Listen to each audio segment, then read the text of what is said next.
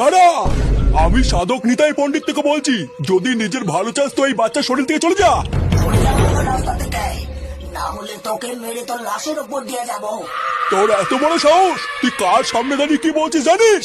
আমি তোকে শেষবারের জন্য বলছি, এই বাচ্চার শরীর থেকে তুই চলে যা, না হলে এর ফল ভালো হবে না। তুই আমার কিচ্ছু করতে পারবি না, কিচ্ছু না। এবার তুই দেখ আমি কি করি। আমার রাস্তায় যে আসবে সে মরবে। তুদির ভাই, আমার ছেলেকে তুই বস করে কি ভেবেছিস? তুই বেঁচে যাবি? আজকে তুই শেষ। তোরা কেউ আমাকে আটকাতে পারবি না, কেউ না। ক্রিং ক্রিং ছট, মেচো ভূতের পুঙা মারা যা ফটফট। এনে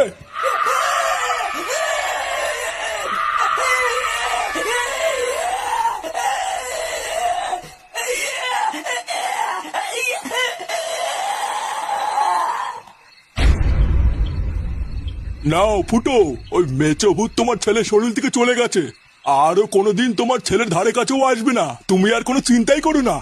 যাও, এবার তুমি তোমার ছেলেকে নিয়ে ঘরে ফিরে যাও। আচ্ছা ঠিক আছে ঠাকুর মশাই।